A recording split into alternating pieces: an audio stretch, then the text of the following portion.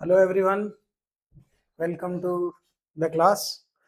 हम लोगों ने मोल कॉन्सेप्ट में अभी तक मोल क्या होता है ये देख लिया था और स्टोइकियोमेट्री क्या होता है ये देख लिया था। स्टोइकियोमेट्री में हम लोगों ने क्या क्या देख लिया था कि जो मोल कैसे किसी के अमाउंट को रिलेट करते हैं, और दूसरा हमने देख लिया था कि जो मोल्स होते हैं है ना, उसमें लिमिटिंग रिएजेंट अगर एक से ज्यादा रिएक्टेंट का अमाउंट स्पेसिफाई होता है तो लिमिटिंग रिएजेंट का कॉन्सेप्ट देख लिया था। परसेंटेज यील्ड भी देख लिया था। वो प्रीवियस लेक्चर में अगर आप देखना चाहते हैं तो आप डिस्क्रिप्शन में लिंक मिल जाएगा आपको। अब नेक्स्ट जो टॉपिक है वो हम लोग कॉन्सेंट्रेशन टर्म स्टार्ट करने वाले हैं, तो थोड़ा ध्यान से पढ़ेंगे सब लोग, ठीक है? ध्यान बिल्कुल इधर ही देंगे। कॉन्सेंट्रेशन टर्म जो है, कॉन्सेंट्रेशन टर्म क्यों पढ़ते हैं थोड़ा सा जान लेते हैं। सॉल्यूशन के बारे में आप लोग समझते हैं सॉल्यूशन क्या होता है? जैसे मान लो कि सॉल्यूट हो गया बेटा, सॉल्यूट, और आपका क्या हो गया सॉल्वेंट, ठीक है? और इन दोनों को मिक्स कर देंगे तो बन जाएगा सॉल्यूशन। क्या बन जाएगा? सॉल्यूशन ही पढ़ना है हम लोग को। जो हमें कॉन्सेंट्रेशन टर्म हमें बताना है वो सॉल्यूशन का ही बताना है। सॉल्यूशन क्या होता है? Homogeneous mixture. क्या होता है? होमोजेनियस मिक्सचर, ठीक है? अब देखो, होमोजेनियस मिक्सचर अगर होगा सॉल्यूशन तो यहाँ पे हम लोग ये समझेंगे कि होमोजेनियस मिक्सचर का मतलब क्या होता है? Uniformly distributed. क्या होता है? इसका मतलब समझ में आ गया कि यूनिफॉर्मली डिस्ट्रीब्यूटेड क्या होता है? मतलब ये कि एक बार हमने अगर मान लो नमक और पानी वाला क्या बना लिया, नमक और पानी का एक सॉल्यूशन बना लिया। मान लो नमक पानी तो सॉल्यूशन ही होता है, होमोजेनियस मिक्सचर होता है। तो आप मान लो कि उसको 10 अलग अलग ग्लास में भी रख दो, टेस्ट जो है उसका सेम ही आएगा, टेस्ट में डिफरेंस नहीं आएगा। समझ पा रहे हो? क्लियर है? तो अब देखो होमोजेनियस मिक्सचर क्या होता है ये समझ में आ गया, यूनिफॉर्मली डिस्ट्रीब्यूशन क्या होता है ये समझ में आ गया। उसके बाद हम लोग ये देखेंगे कि सॉल्यूट जो है, अब देखो यहाँ पे क्या है कि सॉल्यूट हम लोग कितना भी अमाउंट मिला सकते हैं। सॉल्यूट जो है कम भी मिला सकते हैं, सॉल्यूट जो है ज्यादा भी मिला सकते हैं, है ना? तो अलग अलग स्टूडेंट जो होंगे, कोई एक क्लास में है ना आधा चम्मच चीनी डालकर सॉल्यूशन बनाएगा, कोई एक चम्मच डाल दे, है ना? किसी के चम्मच का साइज बड़ा हो, किसी के चम्मच का साइज छोटा हो सकता है ना, ऐसा पॉसिबिलिटी है। तो अमाउंट जो है, अब हम लोगों को बताना पड़ेगा कि सॉल्यूशन के बारे में भी तो बताना है कि सॉल्यूशन जो है, और केमिस्ट्री में रिएक्शन वगैरह जो हम लोग करवाते हैं वो मैक्सिमम आप लोगों ने देखा होगा कैसे करवाते हैं। एक्वस मीडियम में सॉल्यूशन के फॉर्म में सॉलिड थोड़ी ना सॉलिड पे रख देते तो रिएक्शन हो जाता है। देखा है?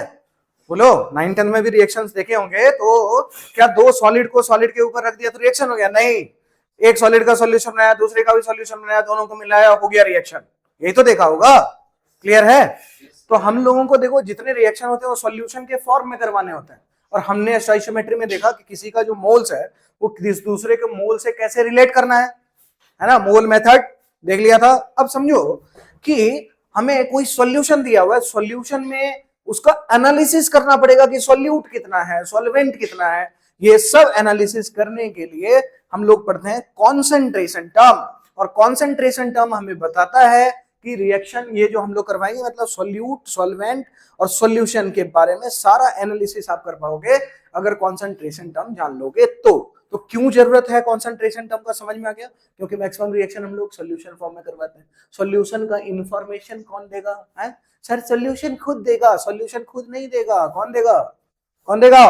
सॉल्यूशन का जो है ना इंफॉर्मेशन है, कॉन्सेंट्रेशन टर्म वो देगा। क्लियर? अब समझो, सॉल्यूट है हमारे पास, सॉल्वेंट है, सॉल्यूट सॉल्वेंट मिलाकर सॉल्यूशन। तो एक चीज तो मैं एकदम श्योरली कहता हूं कि law of mass conservation, mass of solute plus mass of solvent जो है वो है मास ऑफ सॉल्यूशन के बराबर। समझ में आ गया? मास ऑफ सॉल्यूशन के बराबर, है ना? साथ साथ लिखते जाओ, है ना? टाइम वेस्ट करने की जरूरत नहीं, ऐसा नहीं मूवी की तरह देखना है वीडियो को, ठीक है? साथ साथ लिखते जाएंगे, कॉपी कलम लेकर बैठेंगे, ठीक है? और नहीं पढ़ना है, मूवी की तरह देखना है तो तुम चले जाओ, कोई जरूरत नहीं पढ़ने का। पढ़ाई करने आए हो तो वीडियो तभी देखना, ठीक है? मूवी देखने आए हो तो तुम जाओ, ठीक है? जाओ मस्ती करो, मूवी ही देख लो ना, क्यों पढ़ाई कर रहे हो? सिंपल सी बात है ना? और पढ़ने आए हो तो पेन पेपर और साथ में दिमाग। सर पेन पेपर तो लिया, दिमाग छोड़ दिया सर। भाई दिमाग तो ज्यादा जरूरी है लाना, ठीक है? दिमाग यहीं रखना पड़ेगा तभी जाकर समझ में आएगा। तो ये हो गया। लेकिन वॉल्यूम ऑफ सॉल्यूट जो है उसको अगर हमने ऐड कर दिया वॉल्यूम ऑफ सॉल्वेंट, तो क्या ये हम लोग बोल सकते हैं क्या कि वो वॉल्यूम ऑफ सॉल्यूशन हो जाएगा? नहीं बोल पाएंगे, ये हमेशा सही नहीं होगा। कभी कभार सही हो सकता है। किस केस में? दो लिक्विड को मिलाएंगे तो हो सकता है वॉल्यूम ऑफ सॉल्यूशन के बराबर हो जाए, वो भी तब जब डेंसिटी का कोई इंफॉर्मेशन नहीं दिया गया हो क्वेश्चन में। लेकिन अगर डेंसिटी का इंफॉर्मेशन क्वेश्चन में दिया गया बच्चों, तो आपको डेंसिटी के थ्रू ही वो पूरा क्वेश्चन करना पड़ेगा। लेकिन इस बात को हम लोग एकदम ना दावे के साथ कह सकते हैं, ये चीज ना हमेशा लगा दो, आंख बंद करके कभी भी लगा दो, इसको लगाओगे तो आंसर आ जाएगा, इसमें कभी कोई मिस्टेक नहीं हो सकता है। Mass of solute, mass of solvent add करोगे तो मास ऑफ सॉल्यूशन मिल जाएगा, इसमें कोई प्रॉब्लम नहीं होगा। क्लियर है? अब देखो, एक सिंपली बाद में जब कॉन्सेंट्रेशन कम पड़ते हैं, डेंसिटी वाला क्वेश्चन जो आता है, बच्चे कहते हैं सर डेंसिटी की वजह से टफ हो गया। अरे भाई, तुमको डेंसिटी पहले समझना चाहिए ना, डेंसिटी होता क्या है। डेंसिटी समझ में नहीं आया, अभी तुम यहां पे समझोगे नहीं तो फिर बाद में फिर क्रैश लैंडिंग ही होगा ना। पायलट जो है पूरा ट्रेनिंग करता है ना, सर मुझे प्लेन उड़ाने आ गया तो मैं प्लेन उड़ाने जाऊं, ऐसा नहीं होता। प्लेन उड़ाने आ गया है तो प्लेन को लैंड भी करवाओगे, उड़ा लिया, अब लैंड कैसे करवाएं सर? सर क्रैश लैंडिंग करवा दूं क्या? हाँ, अब मैं कूद जाऊंगा पैरासूट पहन के सर, और वो जो जहाज, वो जो है एरोप्लेन, उसका पैसा कौन देगा रे? उसका पैसा तुमसे वसूला जाएगा पूरा सीखने के बाद, फिर जहाज उड़ाना। आ जाओ आगे बढ़ते हैं बच्चों। नेक्स्ट, ये हमने देख लिया। अब समझो डेंसिटी ऑफ सॉल्यूशन, अगर डेंसिटी की बात करते हैं वो हमेशा होता है मास बाय वॉल्यूम। तो मैं बोलूं कि डेंसिटी ऑफ सॉल्यूशन, तो तुम लोग क्या बोलोगे? मास of solution divide by volume of solution. समझ गए? जिसका डेंसिटी उसी का मास उसी का वॉल्यूम। कोई कोई बच्चे क्या करते हैं, अभी बोलते वक्त तो बोल देंगे कि हाँ सर डेंसिटी ये होता है, और क्वेश्चन करते वक्त करेंगे मास ऑफ सॉल्यूट ले लेंगे और वॉल्यूम ऑफ सॉल्यूशन। ऐसे बच्चे को हम लोग क्या बोलेंगे? महान बच्चे। क्या बोलेंगे? वो इस है ना पृथ्वी पे महान काम करने के लिए आए हैं, है ना। नॉर्मल काम नहीं कर सकते हैं वो, नॉर्मल डेंसिटी नहीं, महान वाला डेंसिटी निकालेंगे। नॉर्मल डेंसिटी कैसे निकाल सकते हैं, समझ रहे हो? तो वो फिर महान काम उनसे करवाएंगे अलग से, ठीक है। 4 नंबर का क्वेश्चन होगा तो -1 दे देंगे उनको महान कार्य करने के लिए, ठीक है। समझ गए? देखो इधर, अब समझो मास of solution mass of solute plus mass of solvent करके आता है, और वॉल्यूम ऑफ सॉल्यूशन पता होगा तो डेंसिटी हम लोग निकाल लेंगे। अब इस सिंपल से टॉपिक पे पहले एक क्वेश्चन करेंगे ताकि तुम्हें फील हो जाए, टॉपिक समझ में आ जाए, होता क्या है ये समझ में आ जाए। देखो मैं बोलूं, क्वेश्चन है कि देखो 10 gram solute mixed with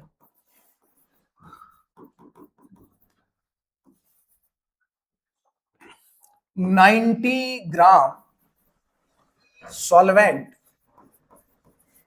such that density of solution is equals to 1.2 ग्राम पर ml। ठीक है, 1.2 ग्राम पर ml। Find volume of solution.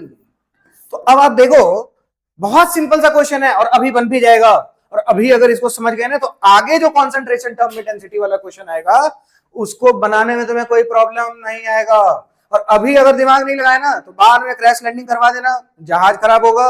और अगर पैरासूट नहीं रहा तो वो देखा पबजी में वेस्टेड आता है, समझ रहे हो, वेस्टेड हो जाओगे, ठीक है, वेस्टेड पूरा सीख के। देखो बच्चों आगे, मास ऑफ सॉल्यूशन जो होता है वो होता है mass of solute plus mass of solvent. 10 gram plus 90 ग्राम कितना? 100 ग्राम। और देखो डेंसिटी क्या होता है? मास बाय वॉल्यूम। तो डेंसिटी कितना है? 1.2। मास कितना है? 100 ग्राम। सॉल्यूशन के बारे में बात कर रहे हैं, we are applying this on solution. और ये वॉल्यूम, तो वॉल्यूम क्या हो जाएगा? 100 डिवाइड बाय 1.2, और यहाँ पे ml में आंसर आएगा क्योंकि डेंसिटी किसमें? ml में। समझ में आया?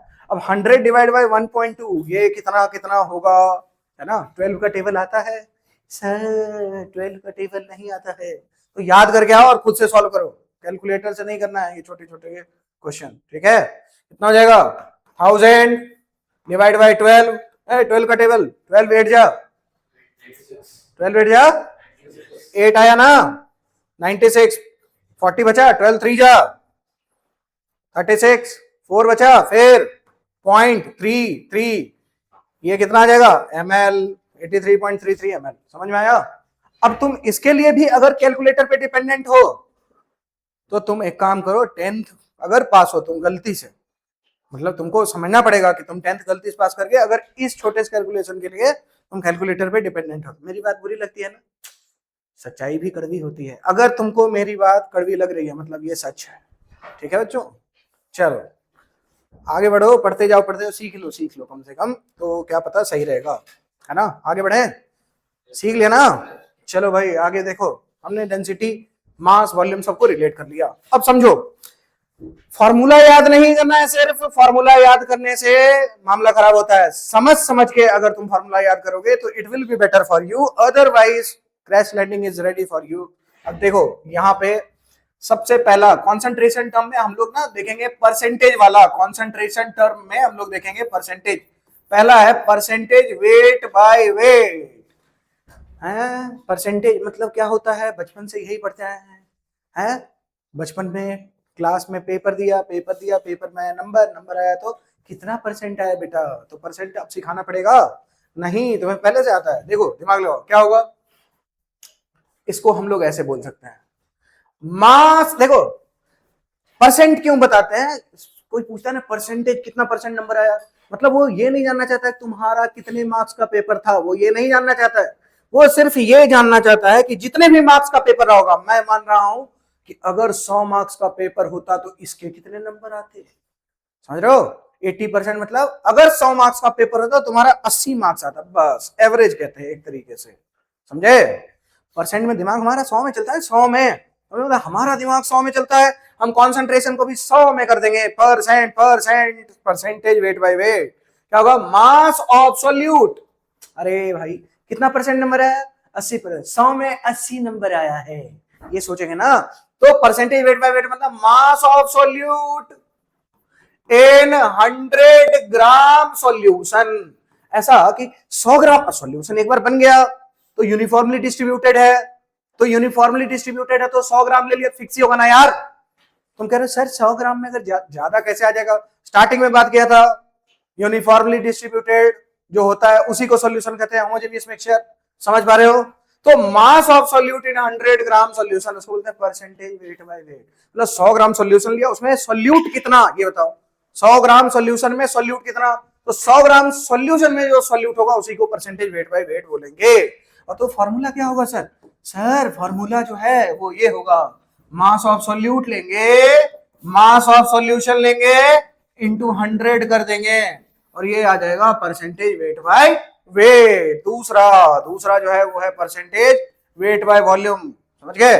Percentage weight by volume, percentage weight by volume क्या होगा, अरे वॉल्यूम बोला ना रे, वॉल्यूम मतलब परसेंटेज मतलब mass of solute, mass of solute, ऊपर सॉल्यूट नीचे सॉल्यूशन, ऊपर सॉल्यूट नीचे solution, mass of solute in 100 ml solution, समझे? तो सर फॉर्मूला सिर्फ मैं याद करूं, अबे याद कर ले, है ना? फॉर्मूला याद करो, एग्जाम में जाके भूल जाना खुशी से, अरे थोड़ा समझ भी लो। क्या होगा, mass of solute, volume of solution into 100, clear है? ये हो गया परसेंटेज वेट बाय वॉल्यूम, समझ में आया? बोलो, है ना? अब देखो हम लोग देखेंगे third, percentage volume by volume.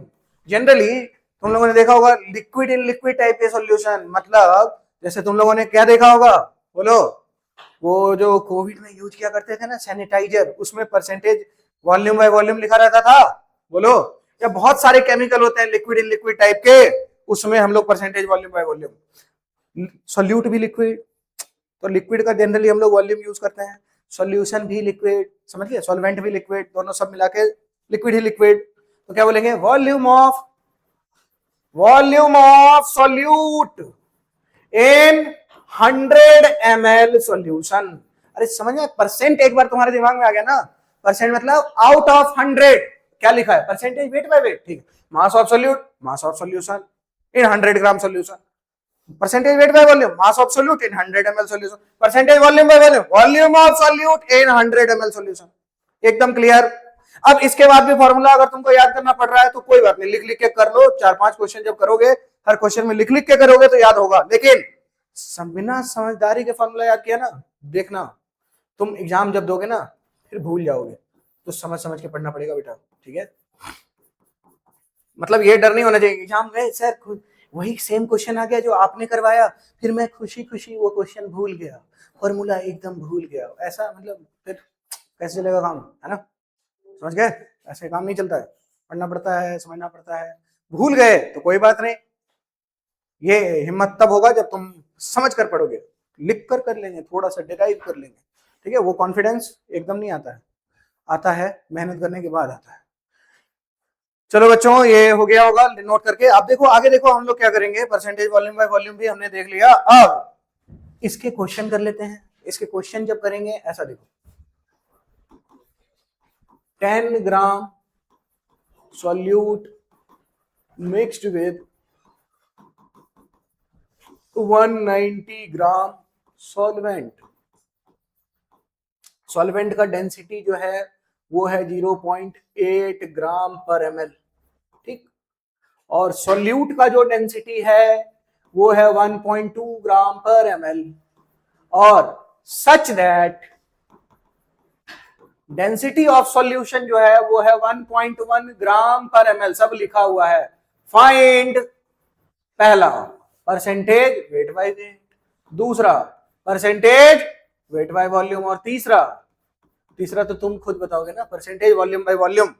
अब हम लोग दिमाग लगाकर ये क्वेश्चन सॉल्व करेंगे। तो क्वेश्चन सॉल्व करने के लिए हमें सब कुछ पता होना चाहिए, मास of solution, volume of solution, समझ में आया है। अब देखो यहां पे उस बेसिस पे अगर देखेंगे मास ऑफ सॉल्यूशन कितना आ जाएगा बच्चों, तो mass of solute 10 gram, mass of solvent 190 gram, total 200 ग्राम, ठीक है।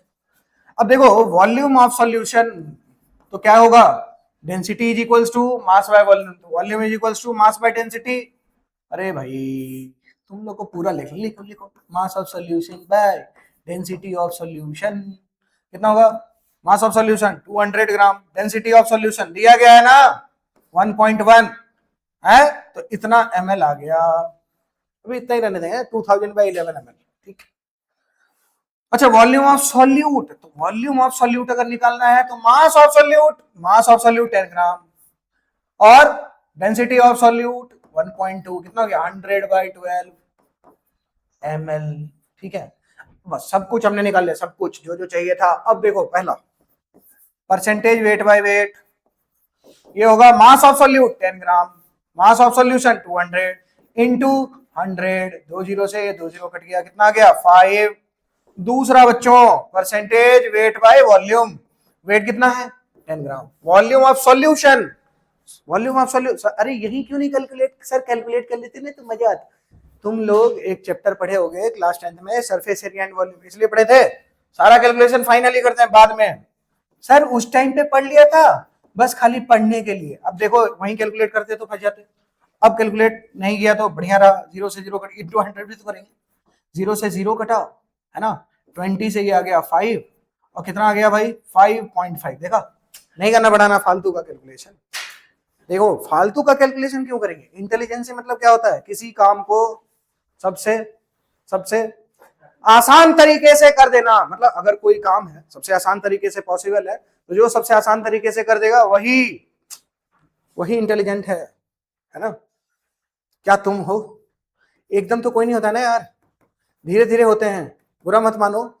आज इंटेलिजेंट नहीं हो तो कोई बात नहीं, सोच लो मेहनत करेंगे, और मैं आज इंटेलिजेंट नहीं हूं एक्सेप्ट करो और मेहनत करो, और ये सोच लो मैं कल जरूर इंटेलिजेंट हो जाऊंगा, जब तक ये नहीं सोचोगे आगे नहीं बढ़ोगे, ठीक है। ये बुरा नहीं मानना होता है ना, सर ने मुझे बोला मैं इंटेलिजेंट, अगर तुमको खुद लग रहा है ना यार, मैंने थोड़ी ना बोला। देखो इधर क्वेश्चन देखो, volume of solute 100 by 12, volume of solution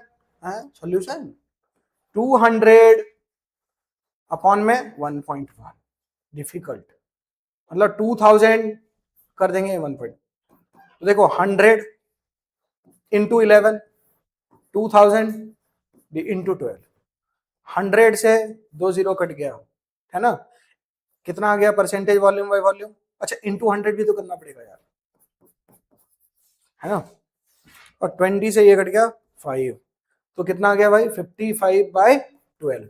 अब इसको तुम है ना, तुमको तो डिवीजन भी आता है ना, 12 का टेबल अभी सिखाया था, 12 4 जा 48 ऐसे करके निकालोगे, निकाल लेना, एक आध काम तो तुम भी करोगे। तो ये हो गया परसेंटेज वाला, ठीक है।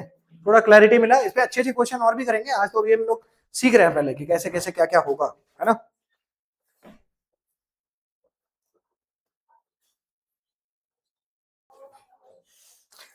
तो देखो हम लोगों ने परसेंटेज वाला सारा देख लिया, परसेंटेज एक बार समझ में आ गया। परसेंटेज समझने के बाद अब हम लोग बच्चों क्या देखेंगे, मोलैरिटी, मोलैलिटी, ये सब, ठीक है। और अच्छे अच्छे क्वेश्चन, इसमें मेन क्वेश्चन होता है, तो क्वेश्चन से पहले क्या होता है, पहले थोड़ा क्लैरिटी तो मिले कि चल क्या रहा है, होता क्या है, फील तो आए कि परसेंटेज वेट बाय वेट है क्या। तो मुझे लगता है फील आ गया होगा, एक क्वेश्चन भी हमने कर लिया और समझ में भी आ गया।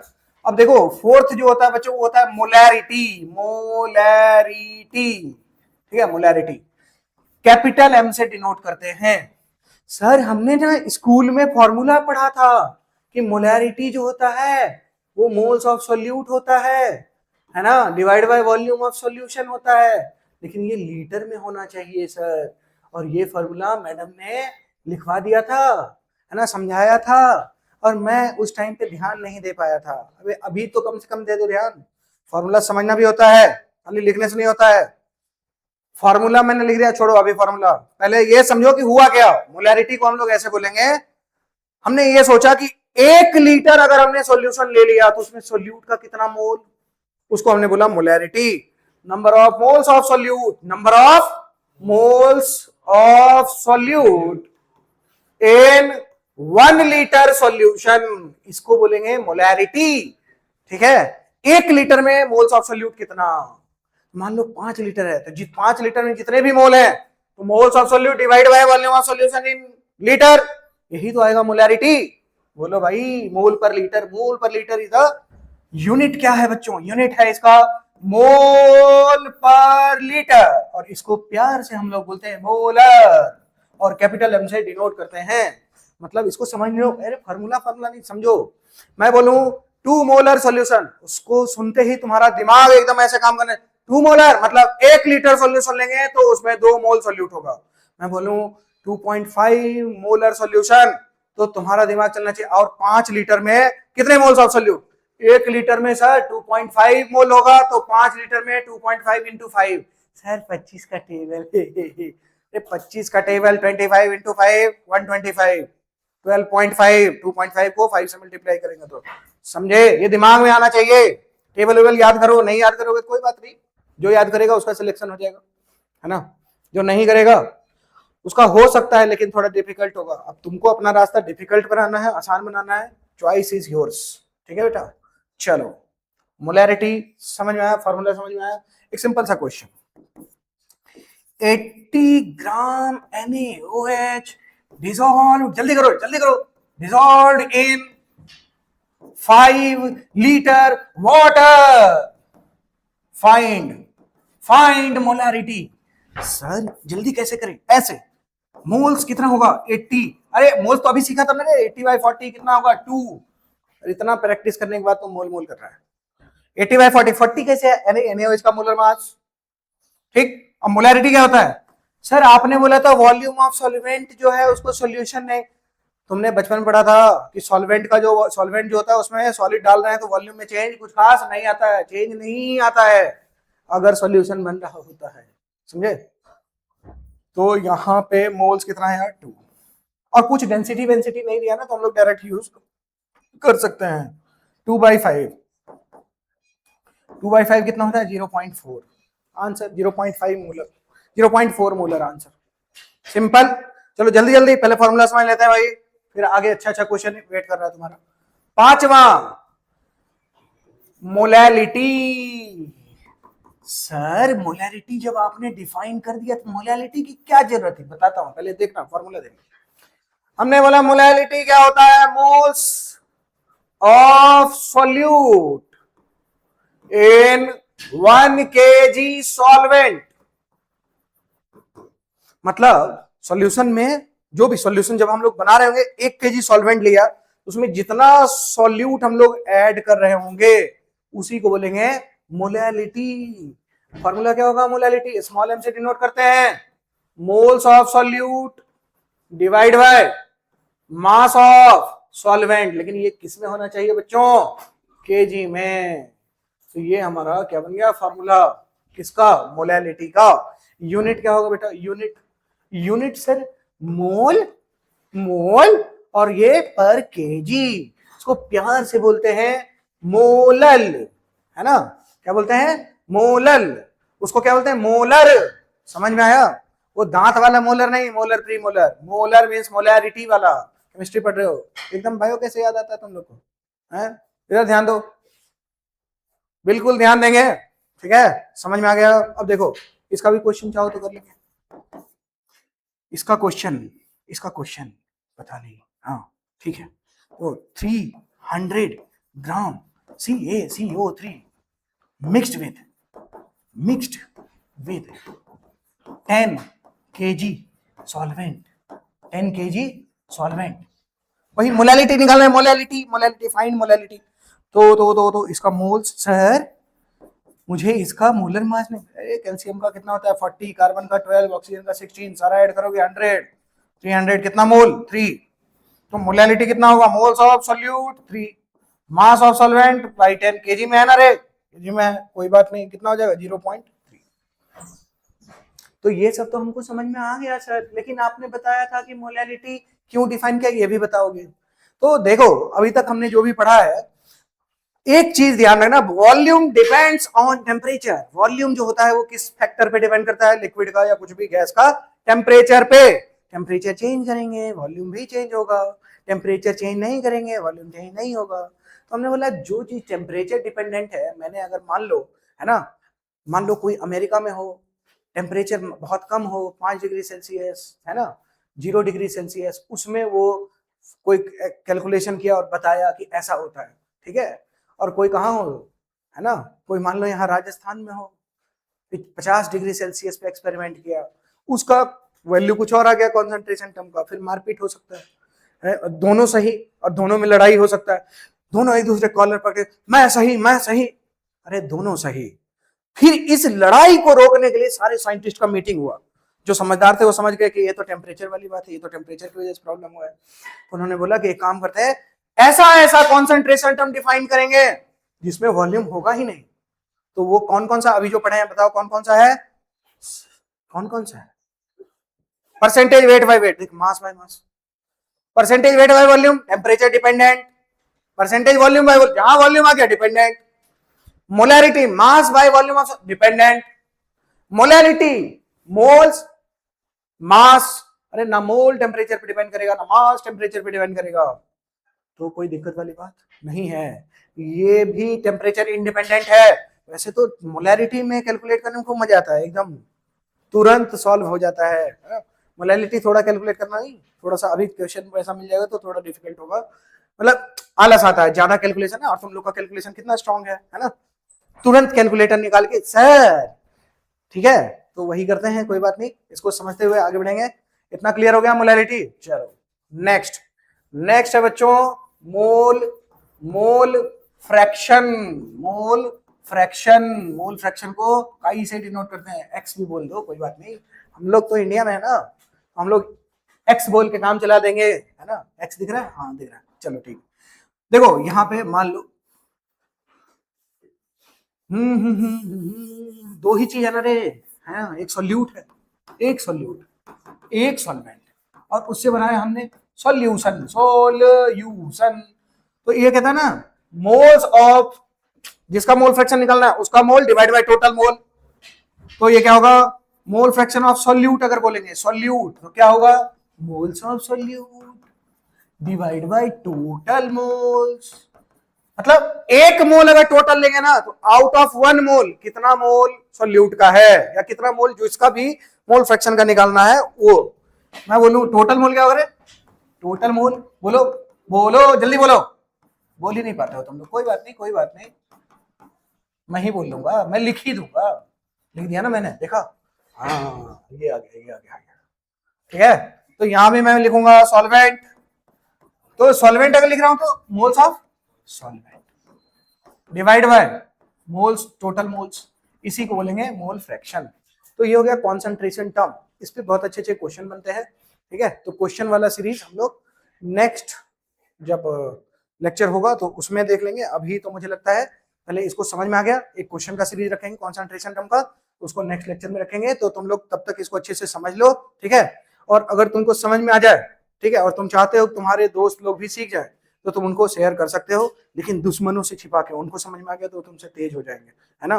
समझ पा रहे हो? क्लियर, ठीक है। जिससे ज्यादा कंपटीशन हो तो उनको मत बताना, ठीक है, ज्यादा दिक्कत हो जाएगा। चलो तब तक के लिए पढ़ते रहो, नेक्स्ट लेक्चर में मिलते हैं। Thank you everyone, bye.